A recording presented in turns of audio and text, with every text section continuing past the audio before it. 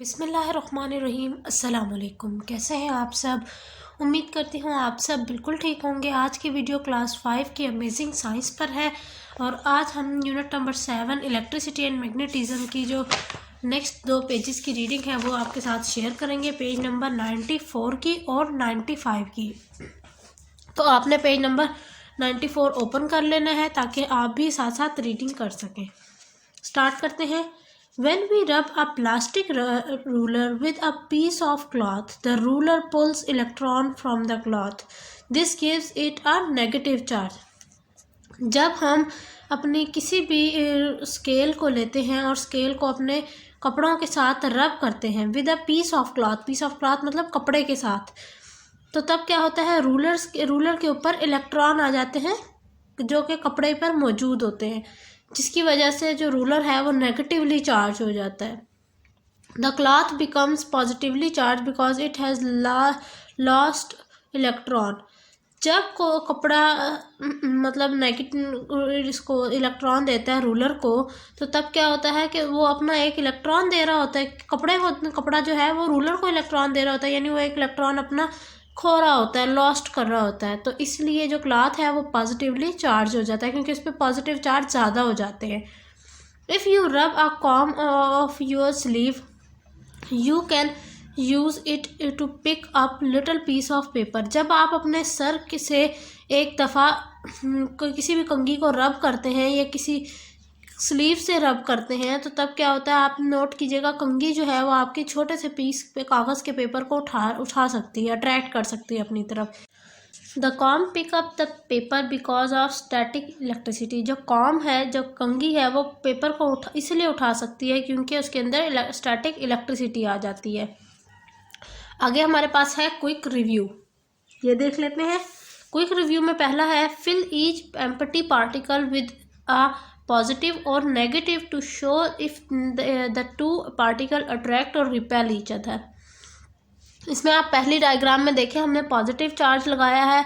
Positive charge लगाने की वजह यह है कि जो एरोस हैं ये इसकी रिपल्जन के बारे में बता रहे हैं कि दोनों एक दूसरे से रिपेल हो रहे हैं।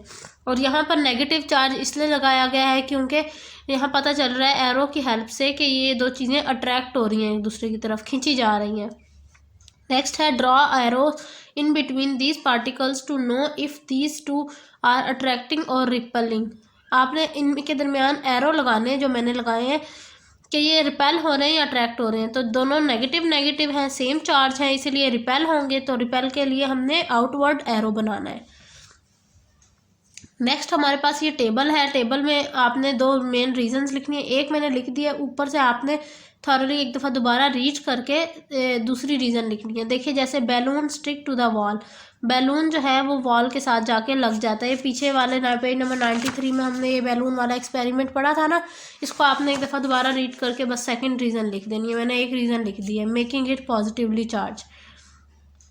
कॉम क्यों पिक करते हैं? क्योंकि इट हैज़ बिकम चार्ज, या इसके अंदर स्टैटिक इलेक्ट्रिसिटी आ जाती है, इस वजह से भी वो अट्रैक्ट करता है, पिक करता है किसको, पेपर को, कागज़ के एक छोटे से टुकड़े को।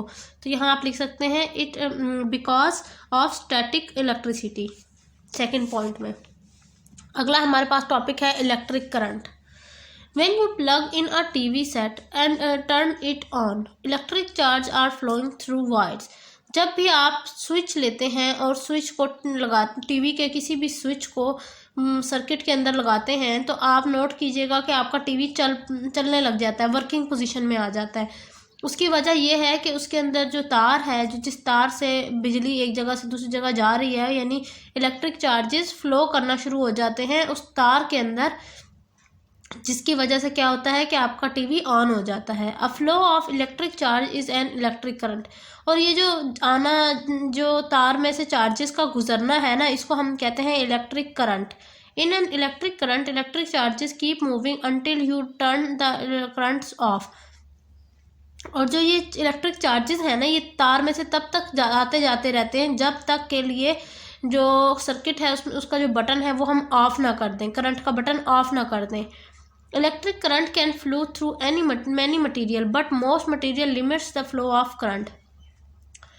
बिजली जो है वो बहुत सारी चीज़ों से गुजर सकती है, फ़्लो कर सकती है, लेकिन कुछ चीज़ें ऐसी भी हैं जहाँ से बिजली गुजर नहीं सकती, यानी बिजली का फ़्लो नहीं हो सकता। उसकी क्या क्या चीज़ें हैं वो देख लेते हैं अभी। A conductor is a material that let charges flow through it easily. Conductor वो चीज़ है जो वो चीज़ें हैं, उन चीज़ों के ग्रुप को कहेंगे जहाँ जिनसे बिजली गुजर सकती है आसानी से। Metal such as copper, wire are good conductor. Even a person can be a conductor. That's why you can get a shock when another person touch you.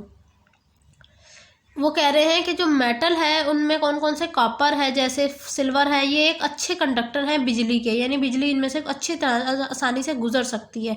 यहाँ तक कि एक इंसान भी जो है कंडक्टर हो सकता है। जब वो दूसरे इंसान को हाथ लगाता है अक्सर हम महसूस करते हैं कि हमें हल्का सा शॉक लगा है, तो वो शॉक लगने की रीज़न यही होती है। An insulator is a material that does not let charges flow through it. और इंसुलेटर क्या है? इंसुलेटर वो चीज़ है जिसमें से बिजली नहीं गुजर सकती। When you touch a wooden door, charges can move slowly to the door. You can't feel a shock. जब हम किसी भी लकड़ी वाले दरवाजे को हाथ लगाते हैं तो आपने नोट करना है कि आपको कभी भी करंट नहीं लगता, शॉक नहीं लगता। वो इसकी वजह ये है कि उधर से बिजली नहीं गुजरती। कंडक्टर्स कौन कौन से हैं? ग्लास। इंसुलेटर कौन से हैं? ग्लास, प्लास्टिक और रबर।